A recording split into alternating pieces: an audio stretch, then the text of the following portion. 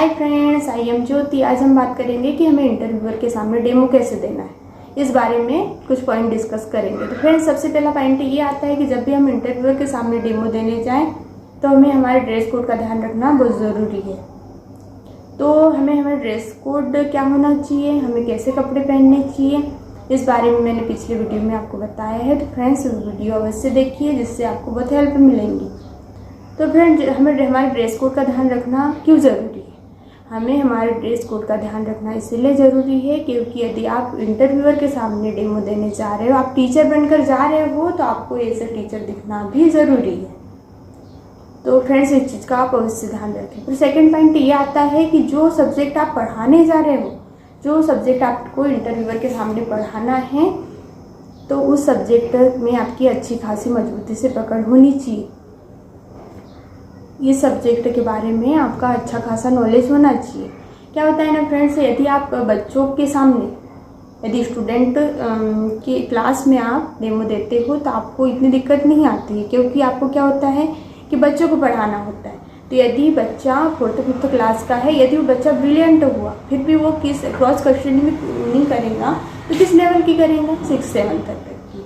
लेकिन अब तो आप इंटरव्यूअर के सामने डेमो देने जा रहे हो, तो इंटरव्यूअर तो नॉलेज में हमसे बहुत हाई है। इसलिए ऑब्वियसली बात है कि यदि इंटरव्यूअर के सामने हम डेमो देने जा रहे हैं, यदि इंटरव्यूअर उस सीट पर बैठा है, आपका इंटरव्यू लेने वाला है, तो ऑब्वियसली बात है कि उनमें इतना ज्ञान है, आपसे एक्सपीरियंस में, आपसे नॉलेज में कहीं ज़्यादा बढ़कर है। तो फ्रेंड्स, जब भी हम इंटरव्यूअर के सामने डेमो देना है तो हमें हमारे नॉलेज को भी उसी लेवल का इंक्रीज़ करना होगा।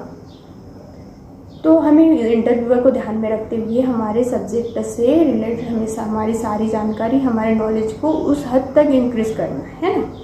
फिर थर्ड पॉइंट ये आता है कि अब हम स्कूल चले गए, हम वो जो हमारा स्टाफ बैठा है उनके साथ हम बैठे हुए है ना, उनके साथ सीट पर बैठे हैं। अब उन्होंने बोला कि आप आपका डेमो स्टार्ट कर सकते हो।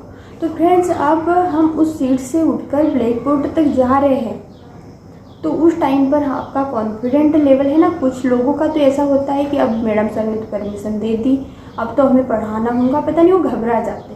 तो उस टाइम आपका कॉन्फिडेंट लेवल चेक किया जाता है। तो उस टाइम तो आपको कॉन्फिडेंट लेवल बिल्कुल कम नहीं होना चाहिए। तो आप फुल कॉन्फिडेंट से उठकर, उस चेयर से उठकर आप ब्लैक बोर्ड तक जाइए, है ना। आपका वहाँ पर थर्ड पॉइंट ये है कि आपका कॉन्फिडेंट लेवल वहाँ पर बिल्कुल भी कम नहीं होना चाहिए, है ना। फिर इसके बाद फ्रेंड्स बात करते हैं, फोर्थ पॉइंट ये है कि जब भी आप वहाँ जाएं, फिर बच्चों को गुड मॉर्निंग, गुड आफ्टरनून, वहाँ ब्लैक बोर्ड के पास पहुंचकर good morning, good afternoon wish कीजिए, है ना। इसके बाद आपको क्या करना है, आपकी ब्लैक बोर्ड पर कुछ चीज़ें मेंशन करनी होती है ना। तो आइए जानते हैं ब्लैक बोर्ड पर क्या क्या मेंशन करना है। फ्रेंड्स, इसमें तो बहुत चीज़ें मेंशन करती हो, जैसे present student, absent student, school में कितने स्टूडेंट हैं, उनकी संख्या, सब्जेक्ट, टॉपिक, डेट, डे, ये सारी चीज़ें मेंशन करनी होती है। लेकिन उस टाइम हमारे पास इतना टाइम नहीं होता है, इसलिए हमें क्या करना है फिर, इसलिए हमें डेट मेंशन करना है सबसे पहले, फिर सब्जेक्ट मेंशन करना है ना, क्लास मेंशन करनी है, और फिर टॉपिक मेंशन करना है। टॉपिक मेंशन करना है मतलब टॉपिक की हेडिंग डालकर रख देंगे, है ना। ये चीज़ें ब्लैक बोर्ड पर मेंशन करने की हो गई। फिर इसके बाद फ्रेंड्स एक बात आपको बता दूँ कि आपको जैसे वहाँ पहुँचे, आपको चौक लेना है, आपको चौक लेना है। यदि आप ब्लैक बोर्ड के पास चौक रखी हो, यदि आपके ब्लैक बोर्ड के पास चौक रखी तो आपको परमिशन लेने की कोई ज़रूरत नहीं। यदि लेकिन आपका स्टाफ बैठा है, मैडम सर बैठे हुए हैं, उनकी टेबल पर ये चौक रखा हुआ है, तो आपको ये चौक ऐसे नहीं उठानी है, उनकी परमिशन के साथ ही लेनी है। मैडम सर से पूछना है, सर मैडम मैं ये चौक यूज़ कर सकती हूँ? तो फ्रेंड्स, इस चीज़ का अवश्य ध्यान रखिए, है ना। तो आपको उनकी परमिशन के साथ ही चौक उठानी है ना। फिर इसके बाद आता है फ्रेंड्स, अब हमने डेट तो मेंशन कर दी, सब मेंशन कर दिया, ब्लैक बोर्ड पर जो भी मेंशन करने का होता है सारी चीज़ें मेंशन कर दी। इसके बाद हमें हमारा टॉपिक स्टार्ट करना होता है। तो टॉपिक ऐसे स्टार्ट नहीं करना है कि नहीं बस टॉपिक बोल दिया कि ये पढ़ेंगे, ये गलत है ना।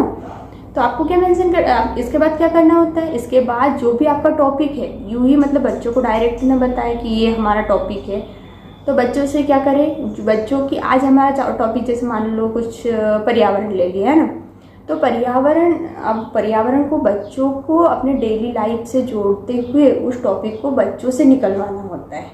तो इसको कैसे निकलवाएंगे?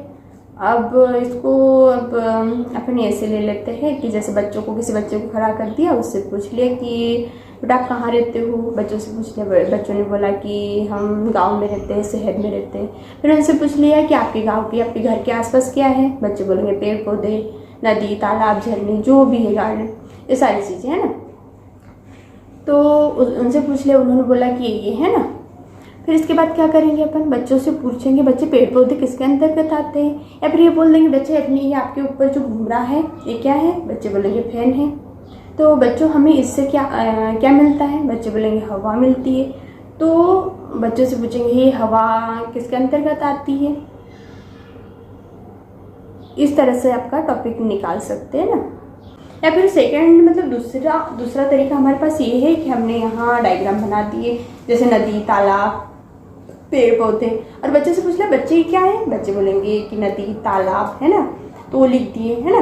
फिर उसके बाद डायग्राम बनाते हुए पूछना चाहिए बच्चों कि ये किस चीज़ के अंतर्गत आता है। बच्चे बोलेंगे कि पर्यावरण, या फिर हमें खुद ही बोलना है कि ये पर्यावरण के अंतर्गत आता है और आज हम पर्यावरण के बारे में पढ़ेंगे। ओके, तो इस तरह से हमारा टॉपिक निकल आएंगे। ठीक है, तो फ्रेंड्स इसके बाद हम क्या करेंगे? इसके बाद हमारा टॉपिक तो निकल रहा है। इसके बाद और एक बात फ्रेंड्स याद रखिए आप कि जब आप क्लास में पढ़ाने जाते हो तब क्या होता है कि बच्चे हमारे क्वेश्चन का आंसर बच्चे देते हैं, लेकिन अब हम इंटरव्यूअर के सामने डेमो दे रहे हैं, तो हमें क्या करना है?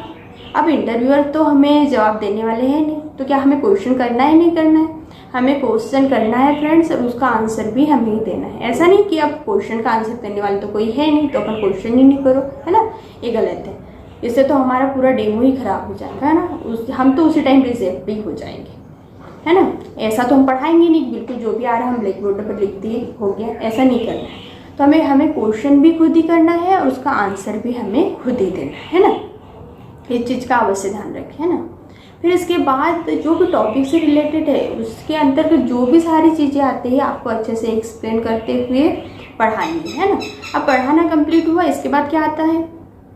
इसके बाद मतलब जो भी है ना, इसके बाद आती है बारी बीच में होमवर्क, मतलब लास्ट में देना होता है। तो आप दे दीजिए, मतलब 1-2 क्वेश्चन बोल दिए कि ये बच्चों ये लिख कर लाएंगे या फिर इसको याद करके आएंगे, कुछ भी, है ना। ऐसा होमवर्क देना ज़रूरी होता है, आप होमवर्क जरूर दें, है ना। फिर इसके बाद जब पढ़ाना हो जाए उसके बाद लास्ट के 1 मिनट में आपको जो भी आपने पढ़ा है उसका ओवरव्यू देना है ना। ओवरव्यू तो समझते हो ना फ्रेंड्स, कैसे कि आज हमने क्या क्या सीखा, आज हमने क्या क्या पढ़ा। मतलब कि आज का टॉपिक था पर्यावरण। हमने पर्यावरण में पढ़ा कि पर्यावरण क्या होता है, इसका अर्थ, परिभाषा, इसके घटक, मतलब जो भी आपने पढ़ा है उसका ओवरव्यू दे दीजिए, है ना। ठीक है। फिर फ्रेंड्स इसके बाद बारी आती है कि जो भी आपने लिखा है ब्लैक बोर्ड पर, आपका इंटरव्यू कंप्लीट हो गया, आपका पढ़ाना कंप्लीट हो गया। इसके बाद आपने जो लिखा है ब्लैक बोर्ड पर इसको ऐसे ही छोड़कर कभी नहीं आना चाहिए, है ना। तो आपको ब्लैक बोर्ड कैसे इरेज करना है इस चीज़ का भी ध्यान रखना है। तो आपको ब्लैक बोर्ड को आपको 45 का एंगल बनाते हुए ऊपर से नीचे की ओर यूँ करते हुए हमें ब्लैक बोर्ड इरेज करना होता है ना। पिछले वीडियो में मैंने बताया है कि ब्लैक बोर्ड पर कैसे इरेज करना होता है ना, तो भी आप देखिए, है ना। फिर फ्रेंड्स इसके बाद आपको बच्चों को, मैम को, सर को थैंक यू बोलना है, इंटरव्यूअर को thank you ma'am, thank you sir. और इसके बाद आपको आपकी सीट के पास चले जाना है। Okay friends.